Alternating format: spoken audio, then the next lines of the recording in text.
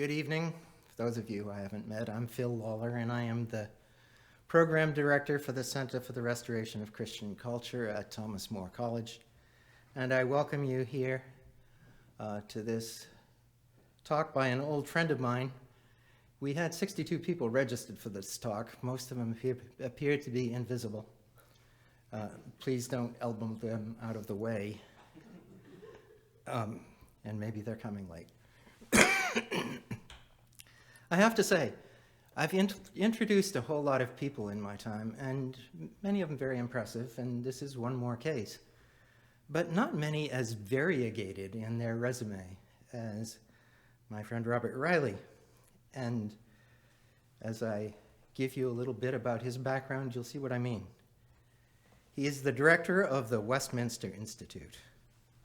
In 25 years of government service, he served as special assistant to the president, as director of the Voice of America, as senior advisor for information strategy to the Secretary of Defense, and he taught at the National Defense University. He attended Georgetown University and the Claremont Graduate University, and has published widely on American politics and morals, foreign policy, and classical music. His books include, now notice the range of subject, Making Gay Okay, How Rationalizing Homosexual Behavior is Changing Everything. Surprised by Beauty, a listener's guide to the recovery of modern music. The Closing of the Muslim Mind, How Intellectual Suicide Created the Modern Islamist Crisis. And his latest book, which brings us to the topic of his talk tonight, is America on Trial, A Defense of the Founding. The subject was America's founding fatally flawed by the provenance of its ideas? The speaker is Robert Reilly.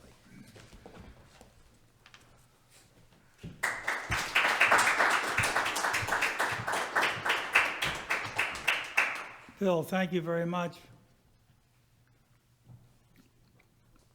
My background is so highly variegated because everyone who could fire me did. Until I've reached that stage in my life where there's no one left. Now, Phil and I indeed go back a long way. In fact, in 1981, 82, we founded the American Catholic Committee along with Michael Novak and published that book together, Justice and War in the Nuclear Age. So, just like yesterday. Well, I'm very grateful for this invitation. It's nice to see we happy few. So the topic tonight, which is related to the last book I've written, addresses this contention that the American founding was fatally flawed. That indeed it is like a time-release poison pill, and we are its victims. This school of thought holds that widespread pornography, abortion, transgenderism, the disintegration of the family can all be traced to the principles of the American founding. Now, no one would have possibly have suggested that some years ago because our grade school American civics class taught us quite otherwise. However, these contentions aren't entirely new. What's new is the attention that they're getting. Why? And the answer is precisely the moral degeneration of this country, which has reached such an aggravated state that people are looking around. Well, why? Whose fault is this? And particularly Christians, by the way, since we're so often told that Christianity is a hate crime. Well, if that's so, Christians in turn are going to despise the society or the state that so labels them in this way And some have accepted this explanation that this is endemic from the principles of the founding. Now, how could they assign that blame to the founding? They say that it contains Enlightenment principles of radical individual autonomy. And the purpose of the American polity, according to its principles, is to remove obstacles from whatever one desires, in whatever way one wishes to indulge one's passions, so long as someone else doesn't get hurt, right? As long as it's voluntary. So it's really without a moral compass. So in writing this book, I address this argument, whether it's the provenances of America's ideas that have led to this disaster. And I do it by using as example, two of the important Catholic thinkers of the school. One is Patrick Deneen, politics professor at the University of Notre Dame. The other one is Dr. Michael Hanby, who's a professor at the John Paul II Institute in Washington. Both of these are outstanding individuals. From friends of theirs, I know that they are extraordinarily fine teachers. I have read some of their works, which I have found very illuminating. Patrick Deneen is a very fine classicist. His reflections on the ancient Greek world are marvelous. Michael Hanby is a first-class metaphysician, and I found his work excellent. Both of them are superb in diagnosing the ills of this society, the enormous harm which it does, and why. I'm completely on board with them insofar as that goes. The problem is when they assign the causes of that in the American founding itself. And that is why I wrote the book. To challenge their assertions on this. I'll just say briefly how we must wonder, how do they possibly do this? It doesn't seem to be there in George Washington or Hamilton or Adams or Jefferson. And the explanation is that the American founding is the product of the thought of John Locke. John Locke was an Enlightenment thinker, and whereas his second discourse, second treatise on government, contains a justification for limited free government and expresses it in ways with which I think most of us would agree, and that had a great impact on the American founders at the time. And in fact, John Locke was one of the most often quoted people in colonial literature back in the late 18th century, most often quoted from the pulpit. And what made him so attractive to the colonists is Locke's justification for revolution against tyranny. That being, of course, exactly what our founders had in mind, was whether a revolution against tyranny was morally justified. And of course, Locke gives a very powerful explanation of why it is. Well, so far, so good. But who would find a problem with that? Both Deneen and Hanby say, well, actually, Locke is Thomas Hobbes with a smiley face. That he just presents the same principles of Hobbes, but dressed up in a way. Hobbes, of course, the author of Leviathan, justified absolutism in state rule, and also had a very grim view of man in the state of nature, that he was simply It was all against all. Everyone trying to take what belonged to others, including their wives. And the problem with the state of nature is that everyone lived in fear of a violent death, which in fact they considered the worst thing, a violent death. So they made a compact together. I won't kill you if you won't kill me. But the only way of enforcing this is by having an absolute sovereign. See, man is incapable of self-rule.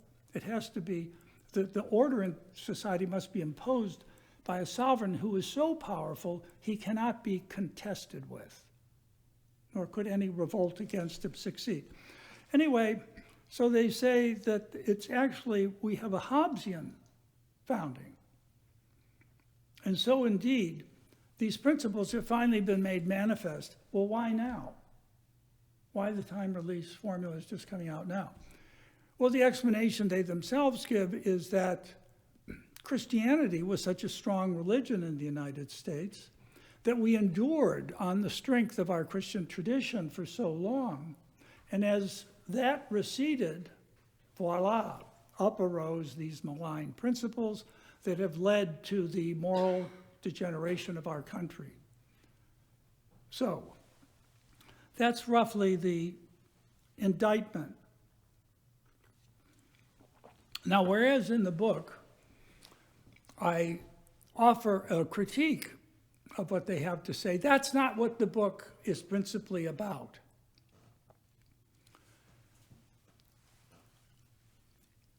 If what they say isn't true, then what is the lineage of the ideas that made the American founding conceivable, without which it couldn't have been thought of? And from where did those ideas come? That's the main body of the book. And that takes me on a very long journey to the pre-philosophic world, say the 9th, 8th century BC, the tribal world in which man was incapable of recognizing a man in another tribe as a human being because the word human being was not in their vocabulary. The other tribe, the words for the other tribes was basically enemy, foreigner, enemy. They couldn't think of themselves outside the confines of their tribal life, dedicated to the gods of their tribe, mediated through the head of that tribe, who usually had some semi-divine association with the gods, which is why he had the right to rule, right? Or in empires, the pharaoh, who was himself a god. Well, I don't. The major eruption in human thought that transformed what had been a tribal world was Greek thought, philosophy, what Benedict XVI calls the gift of the Greeks. And what did this philosophy propose? It proposed that things have natures, they have essences, which is the way we know what they are and why something can't be other than it is, because it has the nature of what it is. And that everything that has a nature has an end. That is, you will know what the thing should be when it reaches perfection. Tiny example, the acorn. The acorn has the nature of an oak. If along the trajectory of its development, it will never become something else. It won't turn into a giraffe or a turnip, but an oak, because it has the nature of an oak. And in that course of development, how do we know what's good for the oak? Well, we know that moisture is good for it. We know that Rich soil is good for it. What's bad for it? We know drought is bad for it. We know overly acidic soil is bad for it. And so a vocabulary develops in the philosophical life of Greece of good and bad, what is natural to a thing and what is unnatural to it. The drought would be unnatural to it, the water would be natural to it. Now that's fine for a plant and it's fine for animals. When you get to man who has free will, that vocabulary expands to the moral world. Why? Because man has free will. Amongst all these creatures, he's the only one who can choose to undertake those actions that fulfill his nature or refuse to do that and take actions which subvert the end for which he's made. Well, what is that end? What is someone when they're fully human?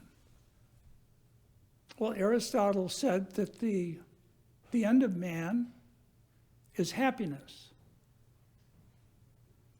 Happiness is the thing for which there is no other purpose. It itself is the purpose for everything else.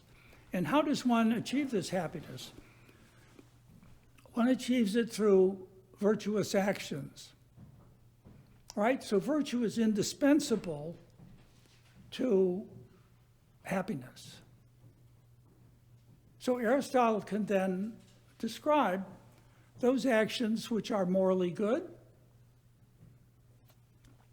and those which are morally wrong, evil, because they subvert man's nature.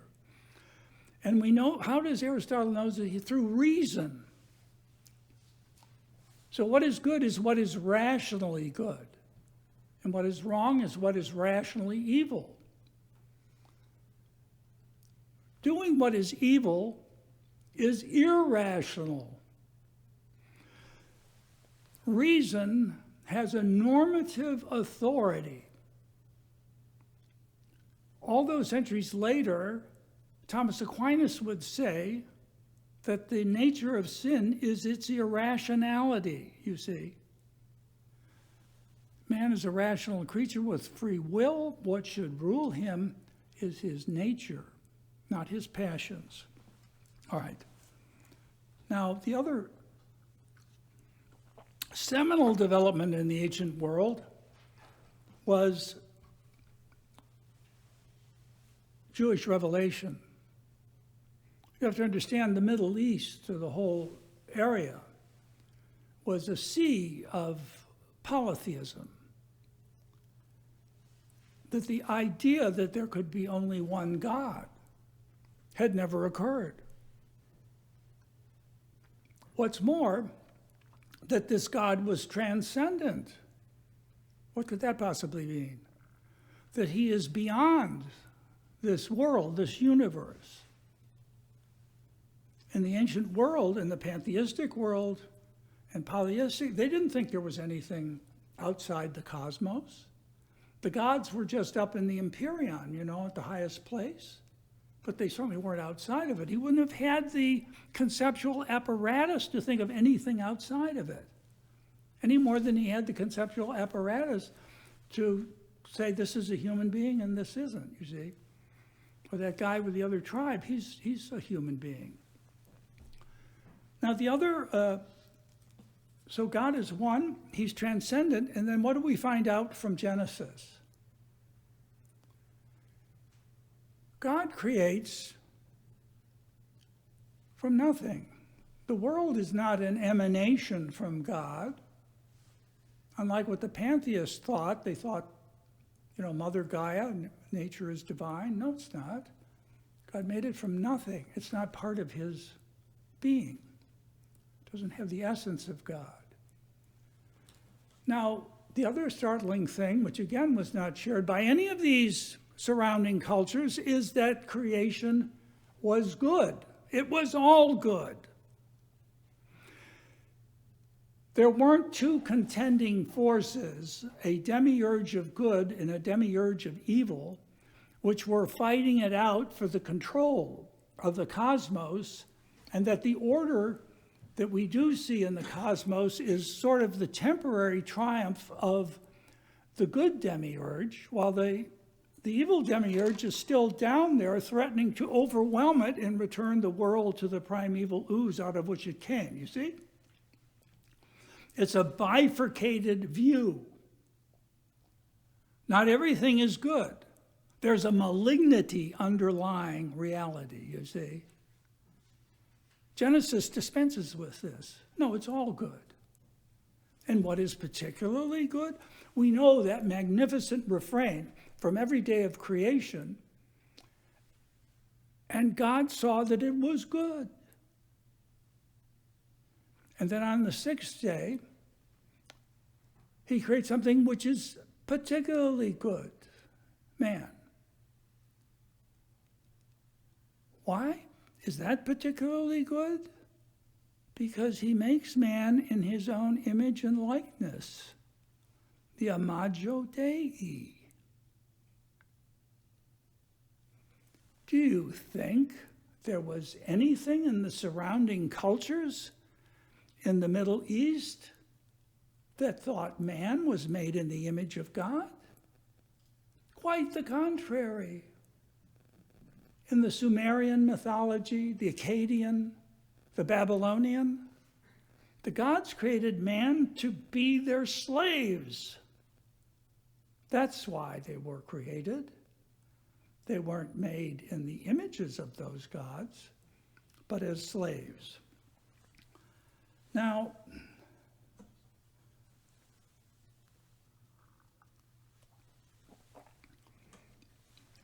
in that pantheistic world, which was an emanation, a divine emanation, all the ancients believed that the world had existed forever and would forever exist.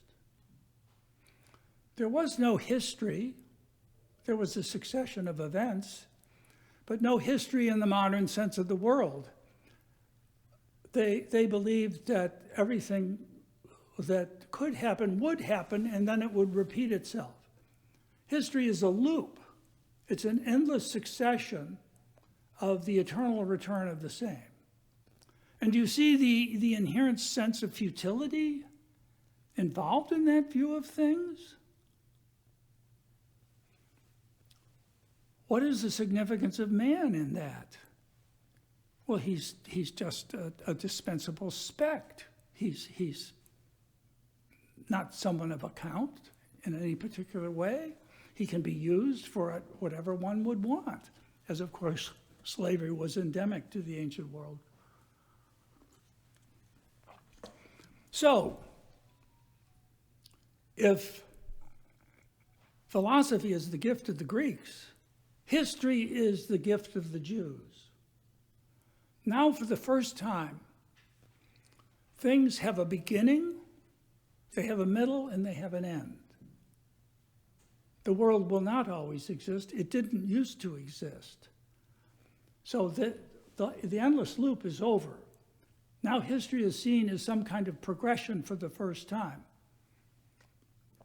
Every notion of history we have today is a secularization of the Jewish sense of history, which of course was salvation history. Now,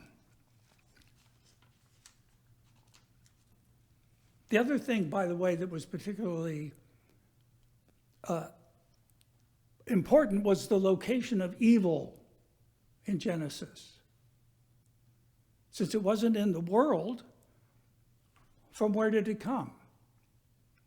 And they describe it from the disorder in the wills of Adam and Eve, who were tempted to be as gods. So their pride. It was that introduced evil into the world. To such an extent, everything was affected. As St. Paul says, all creation groans. So out of the Garden of Eden, worked by the sweat of your brows and the pain of childbirth, what hope has man? Well, as we know from the Old Testament, various prophets arise. Man has nothing within his resources to repair a relationship with a transcendent, all-powerful God when he is just this tiny little limited human being? What does he have of worth that he can offer to this God that would repair this damage? Nothing. But God doesn't abandon him. You can't do it, but I'll send someone who can, right? And so we see through the Old Testament these prophecies about who will come and what he will do. The suffering servant of Isaiah. Now, back to the Greeks for just a moment.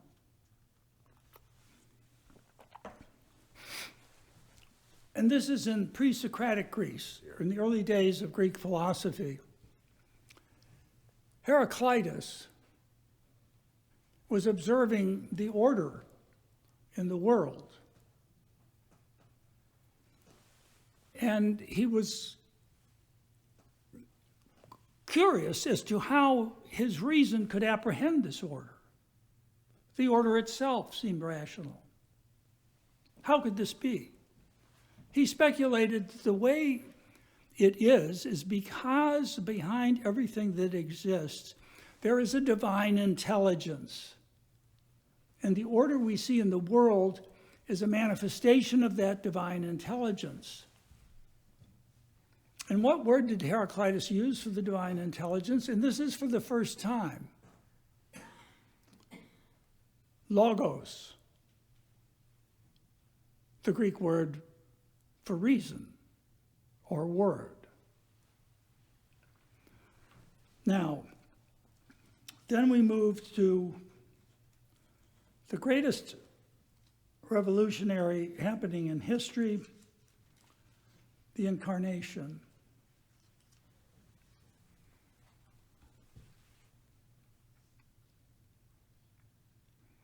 How does the beginning of the Gospel of St. John, how does it begin? The Gospel's in Greek, as you know. It says, in the beginning was the Word, but the word, we'll just keep the Greek word. In the beginning was the Logos. And the Logos was with God, and the Logos was God. All things were made through him. Logos. Who now becomes incarnate, Logos incarnate, enters into history to participate in and undertake the salvific action which will restore the relationship with this Almighty God. What if Heraclitus, having speculated on Logos, met Logos walking through the door? That's the shock of Christian revelation on the ancient world. And of course, that part of the world of which we speak was Hellenic in culture. Roman ruled, but Hellenic in culture. So the Gospel of St. John is stated in such a way that the Greeks would understand what he was talking about. They might not accept it, but they would say the claim is that this is Logos. The Logos they know is now this Logos incarnate in Jesus Christ. And he puts the end to any notion of pantheism by saying Christ, Logos, Christ is the only begotten. Unigenitum, well, that's the Latin. He's the only begotten. Why is that in there? Well, it means God didn't beget anything else. He didn't beget the pharaohs. They're not divine. Only Christ, he's the only begotten. So God didn't beget the world. He created it from nothing. It doesn't share in his being, you see. So there's only one, and that's Christ. No one else. No more theocracy, which just about everything was back in that era. Now, the other thing that Christianity did was forever demote the political order. As I mentioned in the ancient city, man's access to the gods was only through the ruler of the city, who had some kind of semi-divine relationship. Only the words of the ruler could intercede for the citizens of the city. They had no access. There was no personal relationship to Zeus. And now, that political order has been permanently demoted. The political order has nothing to do with the salvation of man, which comes only through Christ in a personal relationship with each individual person. You don't need the mayor of the city.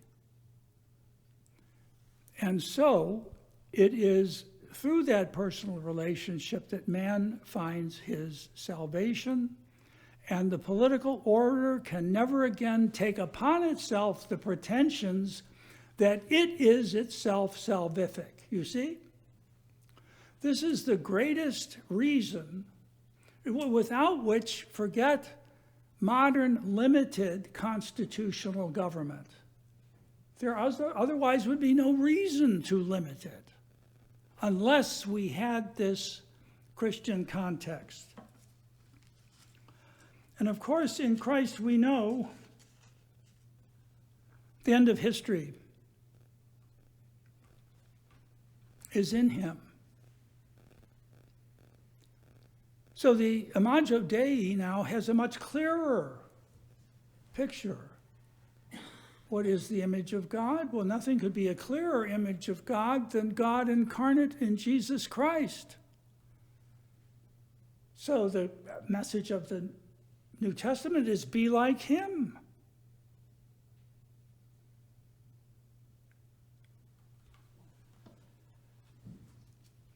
Now, by the way, this also makes so very clear that each individual person is the object of infinite love.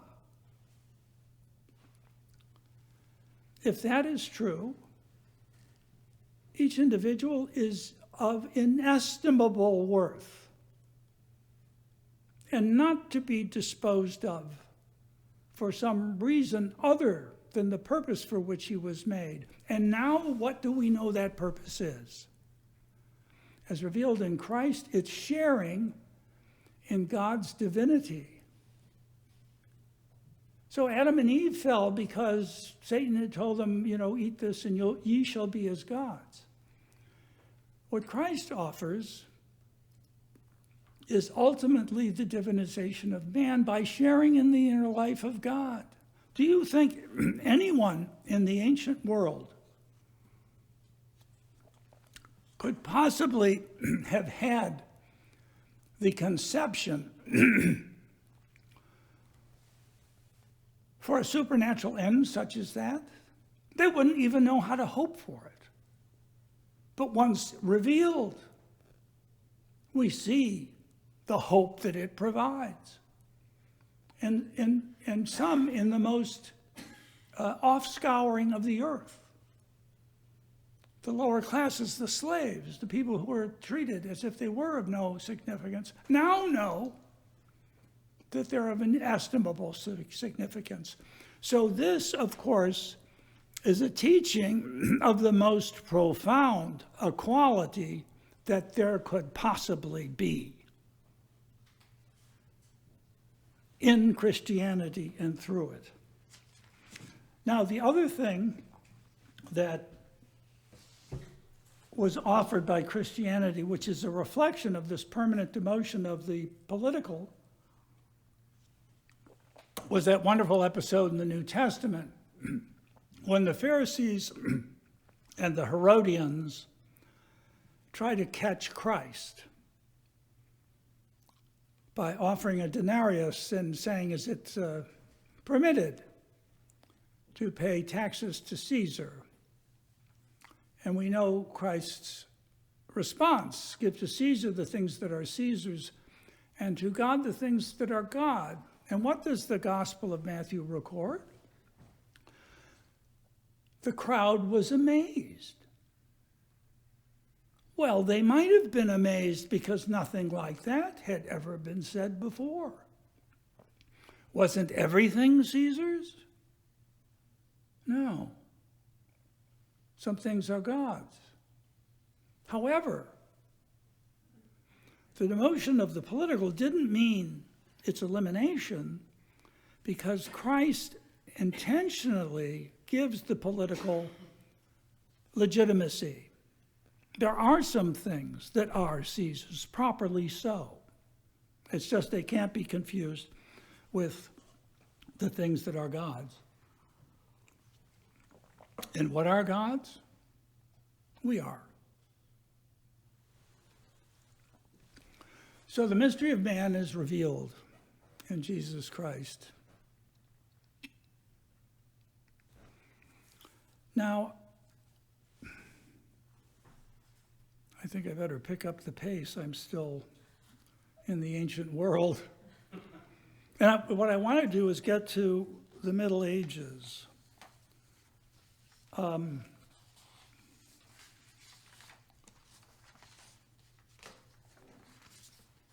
Why? Well, Ellis Sandoz, who is a wonderful professor of political science, now emeritus from LSU, said the following, quote, "The whole of the medieval Christian constitutional and political theory lay squarely behind the American determination to achieve independence," unquote. It's worth repeating. The whole medieval constitutional and political theory lay squarely behind the American determination to achieve independence.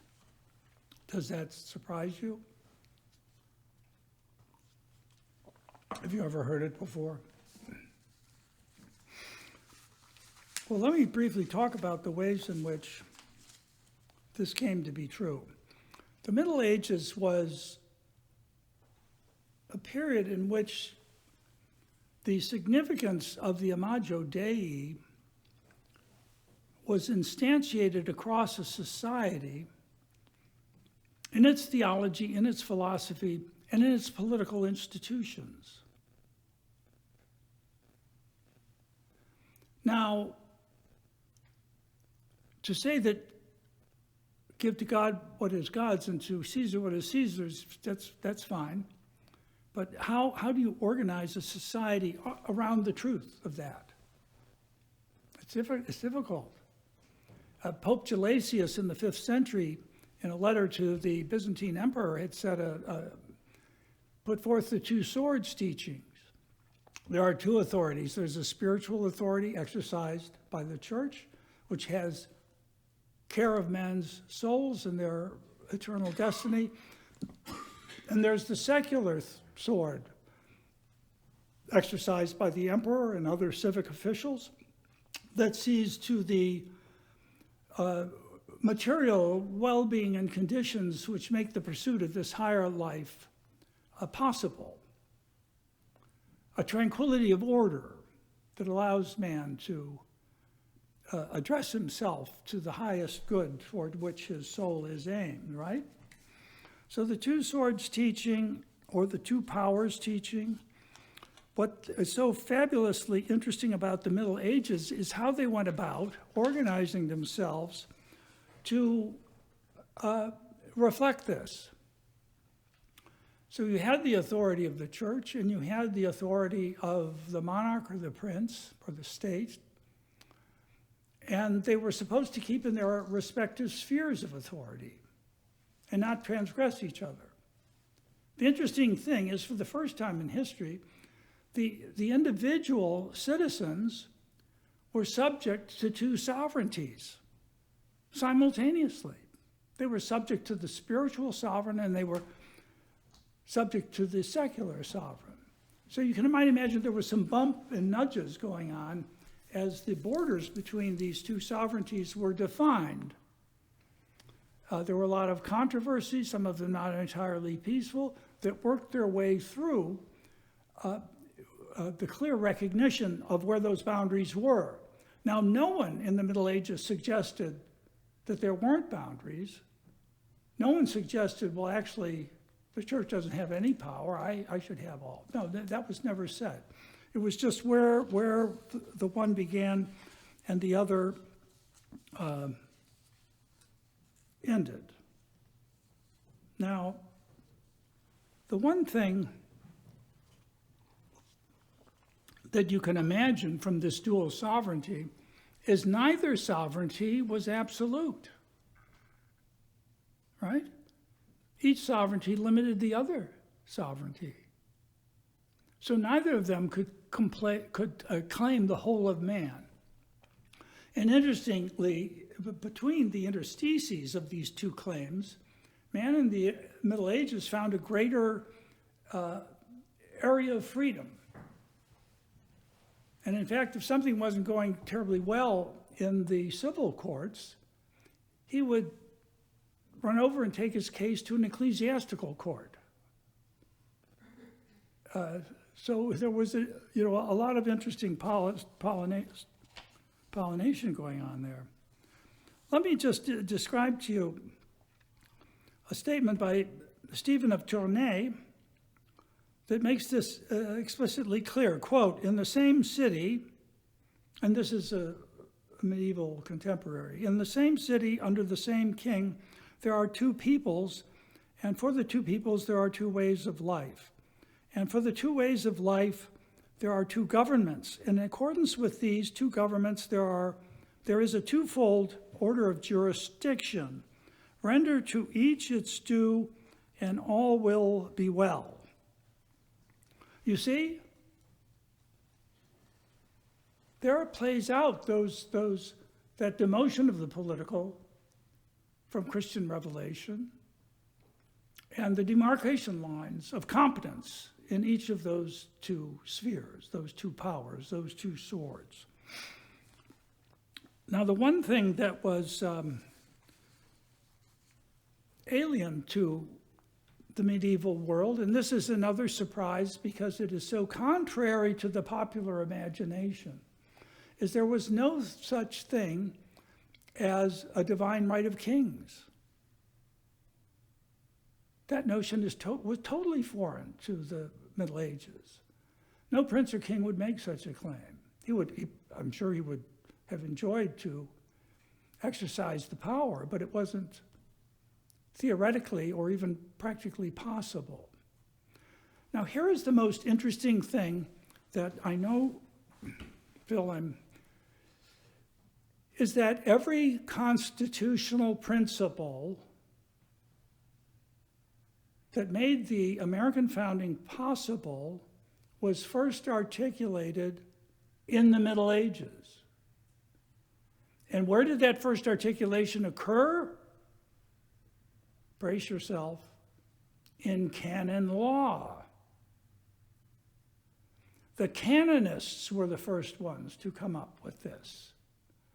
And how was that so? In what way did that happen? Well, in the 11th century, the Code of Justinian was rediscovered. And the canonists were fascinated by this attempt by Justinian to rationalize this mishmash of Roman law that had accreted over so many centuries. And they wanted to do the same thing with canon law, and they went out about to do it.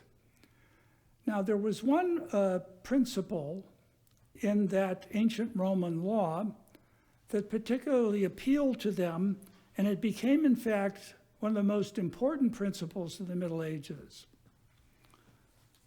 That principle was, quote, tangit omnibus al approbare, which means what touches all must be affected, what touches all must be approved by all. Now, what did that mean in Roman law? First of all, it was only for private law.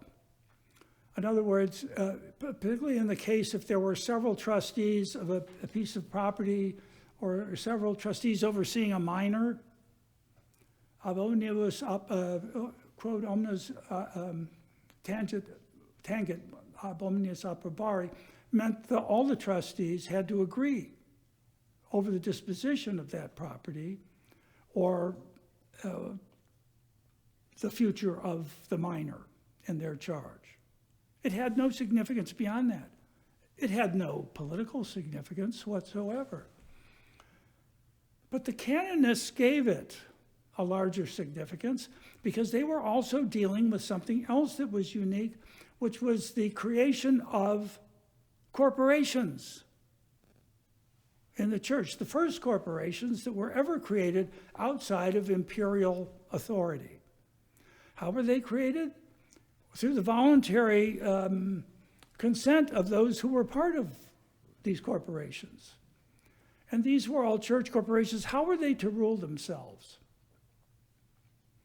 Well, if what affects all has to be approved by all, there has to be some kind of consent. So the members of this corporation, which by the way could be an abbey, a religious order, a diocesan clergy, it meant there had to be a means of consent. And by the way, most of these matters that were necessary for consent had something to do with taxes, whether what was needed to support parochial schools or whatever. Whenever there was a thing, well, you had to get the approval at least of all those who were being taxed. So what you have in the church in the Middle Ages is the first manifestation of the principle, which is familiar to us all: no taxation without representation. So again, how was this consent reached? Well, by vote. How was the vote conducted? In secret. If any coercion applied, it would be invalidated. And how large a majority was needed to reach agreement on that? Well, again, it has developed in the church, including for the vote for Pope was 2/3, a 2/3 majority would do it. Now, underlying this, of course, was also that profound teaching of Christian equality, which I mentioned earlier. Now, one thing that had a tremendous influence on the Middle Ages were the religious orders, and I'll just give you a small example of the impact of the Dominican order. So St. Dominic called an assembly of 12 Dominican abbeys. And he said each abbey is to elect 2 representatives who have the power to bind the other members of the abbey on any matter that is a consideration of our conclave. And he made also clear, as the conclave meets with these representatives, it is sovereign. And I myself, the head of the order, and am subject to the sovereignty of this and bound by the decisions that majority of them make. You see?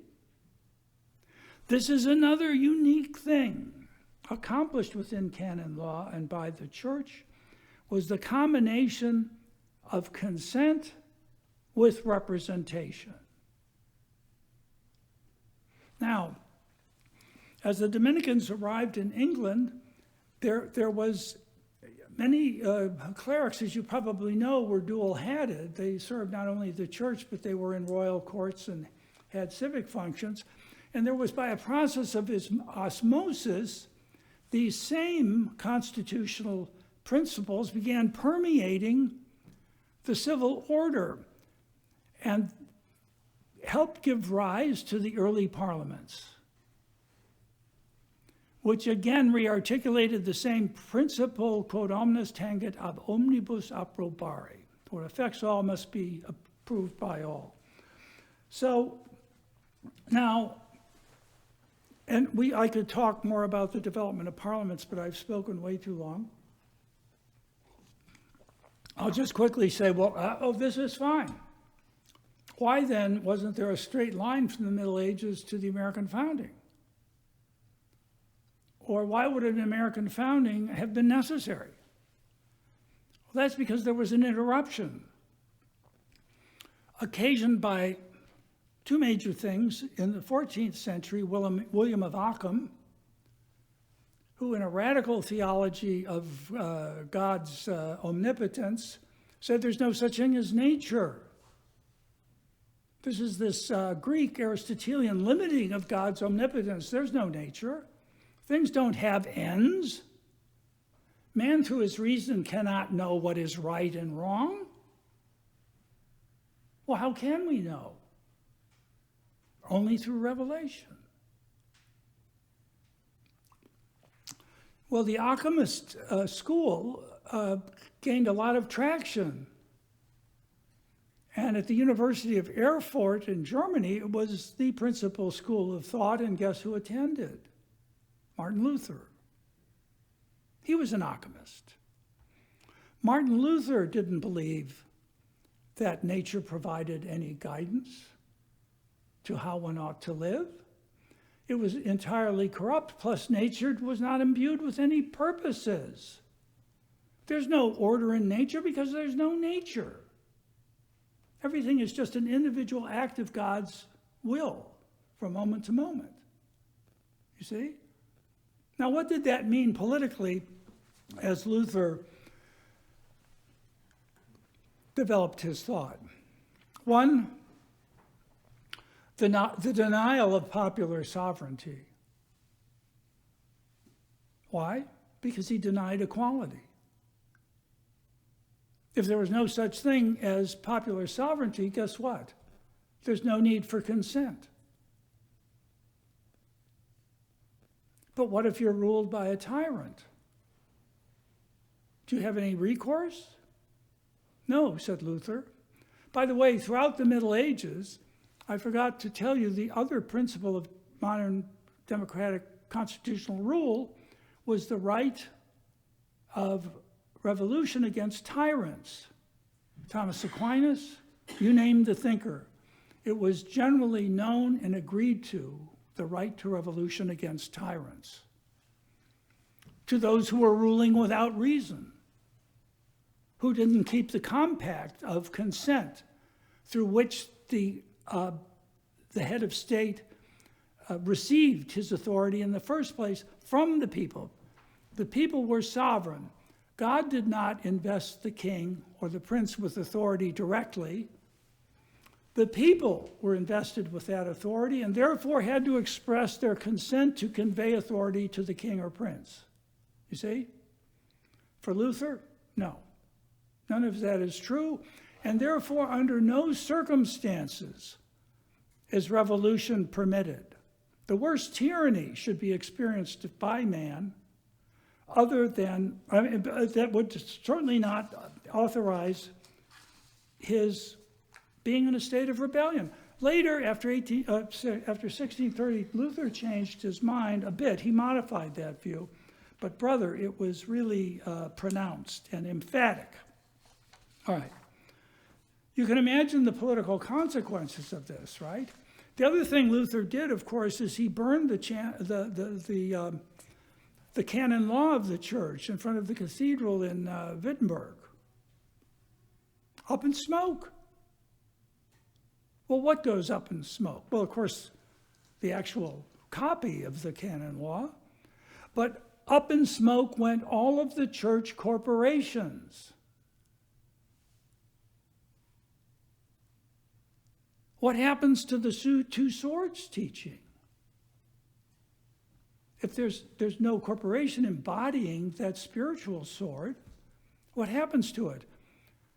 It's very easy to tell you. Luther conjoined those authorities in the prince. The prince was now the head of the national church. It was the greatest enhancement of secular power since before Christianity. Luther, as you can imagine, there were many princes in Germany elsewhere who thought this was a great idea. I get to enhance my power because not only do I get the property of the church, but I'm actually the head of the church. And this, of course, destroyed Christendom. But the other thing to emphasize particularly is the rule of reason was over. What this magnified was the rule of will and power, right? Will constituted reality, not reason, not God as logos, but God as pure will and power, which, when taken down to the human form, meant God, the ruler was going to be a reflection of this. He would rule by pure will and power, and his rule was uncontestable, absolute, nor did he have to live under the laws which he declared. You see? Now, there were two forms of absolutism that resulted from this. First of all, you can see nascent in, you'll see nascent in Luther the divine right of kings. Because Luther said the authority of the prince is invested directly by God to him, not to the people. The people have nothing to do with it. There is the inception of the divine right of kings. Now, the secular version of absolute sovereignty I already touched upon from Thomas Hobbes, right? The religious version, aside from Luther of the divine right of kings, found its greatest expression in James I of England and in his apologist, Sir Robert Filmer, who wrote a very famous book, sort of the Bible of divine right of kings, called Patriarcha, advancing the power of the king as absolute, the relationship between the king and his subjects is as of a father to his children. They're not equal. Some voices arose against this divine right of kings. Again, this may surprise you. Where were the most powerful voices against it? Where did those come from? Well, one came from an Italian, Cardinal Robert Bellarmine, and the other from a Spanish Jesuit, Francisco Suarez. Both of these powerful thinkers rearticulated the natural law argument against the divine right of kings, and were so effective in doing it that James I got in a public dispute with Bellarmine in a series of monographs. It was not heard of that a sitting monarch would engage with a commoner. But James knew he had to because the arguments of Bellarmine were so powerful. He was only miffed at what Suarez wrote that he had the public hangman burn his works in a public square in London. They both, as I say, restored the natural law as the principal opponent. They restored all the principles I just spoke of. Popular sovereignty. God invests the people with sovereignty. The consent that is required. The right to revolution, etc. Now, there was also in England a voice that rose in the late Elizabethan period that made the same argument, that restored the thought of Aristotle and Aquinas to the Anglican Church. He was the first Anglican theologian. He wrote a famous book called The Laws of Ecclesiastical Polity. I had not been familiar with this work before I started work on this book, and I was stunned. I'm a huge fan of Shakespeare's. And I thought, well, if Shakespeare had written a book on theology and philosophy, it's this book. It had such an impact that the Pope at the time said this is one of the greatest things that has ever been written, even though it was by an Anglican clergyman, and will last as long as literature lasts. That's how stunning it was. Now, the significance of this is also the fact that restoring the natural law and Thomistic thought to Anglicanism It was available to the English opponents of the divine right of kings, particularly Sidney, as in Hampton-Sydney College in Virginia. I don't know if you've ever heard of it. But Sidney opposed the divine right of kings, and he wrote a work called The Discourse on Government, which itself is a solid, classical, natural law argument against divine right of rule. He had to refer to the arguments of Cardinal Bellarmine because they were the best arguments. He was a bit miffed because he was a Protestant quoting a Catholic cardinal. But he said, but this is, after all, these are just the common sense of mankind. That's fine with Bellarmine. He himself said, what I'm telling you is just the common sense of mankind. Now, Sidney had a huge impact on the American colonies, which the name of this college would tell you, and so did his book, The Discourse on Government, which Jefferson recommended is one of the most important books for people to read in the young American Republic if they wish to sustain it. Now, this book, Patriarcha, which I mentioned by Filmer, that was also present in the colonies. People knew about this book. They also had the laws on ecclesiastical polity, because as many of them were Anglicans, they would be familiar with this work. Jefferson had it, and what do we see in Jefferson's library, this volume being in the Library of Congress now?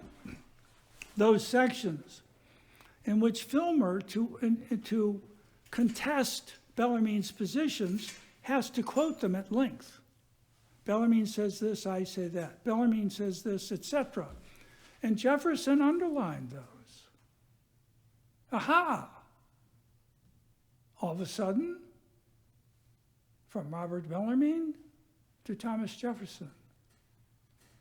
I'm not suggesting the founding was Catholic by the force of that, but what do we see Robert Bellarmine saying, and Francisco Suarez? All men are born free and equal. What? Saying that in the early 17th century? We're not talking about the late 18th. They articulated this. Sidney had a huge impact. John Locke was another major opponent of the divine right of kings. His first treatise on government is a devastating takedown of Robert Filmer. He destroys the divine right teaching, and he does it through the Imago Dei. He does it with Genesis. He said, look, Adam and Eve were not the only ones made the Imago Dei. All their descendants were. We all are. And so, no, we're not the children of the king. But the second discourse, as I already mentioned to you, the second treatise, was the one in which he articulated the law of reason found in the state of nature and what sort of political life logically develops from that law of reason. And I mentioned to you, Locke was extremely influential in the colonies, as was Sidney. Now, okay, we're finally at the founding before Phil gets the hook.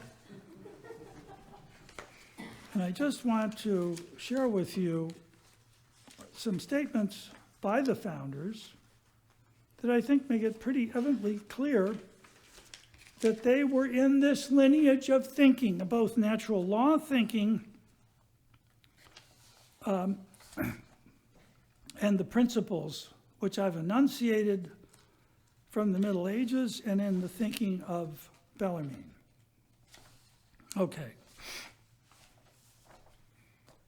Jefferson attested that in the writing of the Declaration, quote, I did not consider it any part of my charge to invent new ideas, unquote. He was calling upon a tradition. John Dickinson wrote that men are free only when taxes are imposed on them, quote, with their own consent, given personally or by their representative, unquote. Quote, omnes tanget ab omnibus approbari. By the way, that phrase in Latin was current. At the time of the founding, was used in the letters of the Pennsylvania farmer, was used by James Wilson, one of the most important founding fathers, a signer of both the Declaration and the Constitution, whose lectures on law are one of the greatest natural law works produced by any American. He, by the way, quotes, quote, omnes tanget. He, by the way, quotes Richard Hooker. I'm sorry, I didn't give his name, of the Anglican theologian who resuscitated natural law and Thomist thought. James Otis, quote, there can be no prescription old enough to supersede the law of nature and the grant of God Almighty, who has given to all men a natural right to be free, unquote. In another place, Otis says, quote, should an act of Parliament be against any of God's natural laws, which are immutably true, their declaration would be contrary to eternal truth, equity, and justice, consequently void, unquote. James Madison maintained that, quote, the laws of nature are the laws of God, whose authority can be superseded by no powers on earth, unquote. As I mentioned, James Wilson, quote, the law of nature and the law of revelation are both divine, and that they come from the same adorable source. They can't be separated because they share the same object to discover the will of God, and both are necessary for the accomplishment of that end, unquote. Both faith and reason. I forgot to say, Luther was, of course, solo fides, faith only, sola scriptura, scripture only. He denigrated reason, and I could give you the quotes, you would take the hair off your head. And also, oh wait, before I've got to, Phil is getting nervous. So we're about. You talked about taking hair off my head. The what? Well, whatever we have. So Jacques Maritain, the famous French philosopher in the 20th century, called the United States, quote, a great political Christian document, unquote. Calling Patrick Deneen and Michael Hanby. John Adams would not have been surprised by what Maritain said.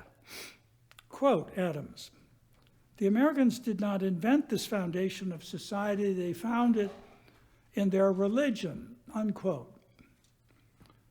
Elsewhere, Adams said, quote, the doctrine of human equality is founded entirely in the Christian doctrine that we are all children of the same Father, all accountable to him for our conduct to one another, unquote. Well, I'm unable to detect any notion of radical individual autonomy. It's just not there. It's not in them. Such a term would have been foreign. They wouldn't understand what you were talking about if you talked about radical individual autonomy. So anyway, that is my case. You've been very patient, as has Phil. So I don't know whether there's any time for questions or, oh. Great. Well, that's very kind of you. Does that mean I should sit down now that I've received your... Does anyone have a... No? Oh, yes, I'm sorry. Yes. Please. So I was wondering, how did the medieval church thinkers interpret Romans 13? Because I'm That's where what was being run? where Luther was drawing his divine right ideas from. Would have been passages like Romans 13. So how did canon law interpret that? Well, I mean, I think you'd have to see that in isolation to everything else to pretend that it meant what, say, Luther wanted to make of it. And also you have to understand the audience to which Paul was talking at the time, under Roman authority, when the suspect religion was considered subversive. And he was, I mean, if I could give a subtext, he was saying, don't behave subversively. I mean, don't sacrifice to the gods of Rome or to Caesar. But it's not part of your purchase as a Christian to overthrow the state. The state has its own authority. I don't know if that helps. Yes, that's Sir? So if indeed the anchoring of the founders of our Constitution sort of never envisioned what we're evolving into would be foreign to them, where was the schism where the current spiraling out of control of the world? That's a very good question, and it's another book. Actually, I have a sort of a postscript in the book where I suggest an answer to that. I think it's titled, "If the founding was so good, why did things go so bad?" And the abbreviated answer I give is the Germans. It's always true. Yeah, it's German historicism, which was ingested in this country in the 19th century when, a German higher education was considered the sine qua non, the best you could do. And American students flooded to Germany to study there. And also they had German professors come to the United States. And what they conveyed in their baggage was the teaching of historicism, which means that truth is relative to its time, and times change, and so does the truth. So that and, all of the origins of moral relativism could do it. But by the time of President Wilson, you could see this. He was an historicist. And he said, well, he gave a speech to the Los Angeles Thomas Jefferson Club in which he denigrated the opening of the Declaration of Independence and said, well, that was fine for its time and place in the 18th century, but that was a Newtonian world, and we live in a Darwinian world. And so we have to evolve our institutions to meet the needs of the moment, which would be what? More powers to the president to enhance and create the administrative state, which is, thank you, what we have now. And there was also the unbelievably pernicious influence of John Dewey. He too was an historicist. No, wait, I think the quote I gave you about Darwinian, I thought may be from Dewey. So that was completely corrosive. There's a great quote in this book from Adams in which he said all the Christian principles of freedom in which all the sects in the colonies were united are immutable, eternal, as nature itself. And nothing will be discovered in the future contrary to this. Well, surprise, Darwin. There are no transcendent, immutable truths, right? So that collapsed a lot, and it seeped in. And of course, Dewey's effect on education in the public school system in this country is catastrophic. I don't know, does that help? But by the way, time for an advertisement. There are 6 copies of the book over there for anyone who wishes to buy one, which I'd be happy to sign if you so like. Leila. Just want to be a little provocative for a second. Somebody left a comment on Facebook when Phil posted that your talk would be offered tonight. I think I want to give you a chance to respond to it. He said, "I would not cross the street anymore to hear what a Straussian or Straussian-influenced Catholic has to say about the founding." What a Straussian Catholic has to say about the founding? Yeah, I think that is very amusing. I thought you would think so. Yeah, I'll tell you why, because I studied at the Claremont Graduate School, which, well, of course, had a Straussian major presence there. And my fellow graduate students didn't quite know what to make of me. Here I am, this ultramontane Catholic. They keep talking about Athens and Jerusalem, and I keep saying Rome. Why don't you talk about Rome? So they thought I was, quite an oddball. And I don't know, you know who Carnes Lord is. Yeah, so he's a professor who has done some of what are considered the greatest translations of Aristotle. He's a scholar. He still is at the Naval Academy. No, not the Naval Academy, at the Naval War College. And I loved his response to the book. He sent me a note saying, "This is very welcome because it's a good response to the Straussians." But isn't that what a Straussian would say? Well, the thing is that anyone who makes that accusation regarding me ought to read the book. They obviously haven't read the book. Now, I don't mean to in any way dismiss Leo Strauss, who was a 20th century philosopher of great profundity. I mean, I've known a lot of students of Strauss. I wasn't one, but I've read a number of his works, and he will lead you to extremely deep understanding of the classics and also of ancient Jerusalem. Not that it's not reflected in the remarks I made tonight, but yeah. I can't imagine any Straussian accusing me of being a Straussian, but I enjoy it. So,